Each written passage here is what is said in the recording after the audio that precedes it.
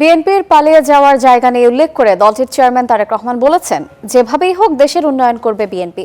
সন্ধ্যায় নওগাঁর এটিএম মাঠের জনসভায় কথা বলেন তিনি।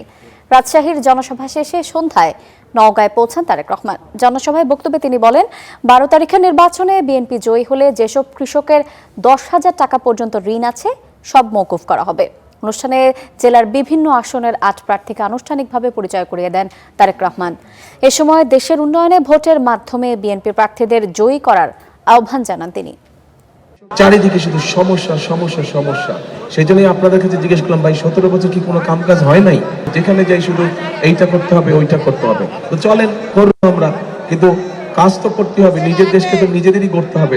আমাদের তো আর পুরুত করে প্লেনে করে পালিয়ে যাওয়ার কোনো জায়গা নেই। যারা কৃষি সংক্রান্ত কৃষি পণ্য নিয়ে যারা মিল ফ্যাক্টরি করবে তাদেরকে আমরা বিশেষভাবে সহায়তা প্রদান করব। এই মুহূর্তে যেই সকল কৃষক ভাইদের 10,000 টাকা পর্যন্ত ঋণ আছে, কৃষি ঋণ আছে, আমরা সেই ঋণ সুদ সহ পুরোটা মওকুফ করবো ইনশাআল্লাহ।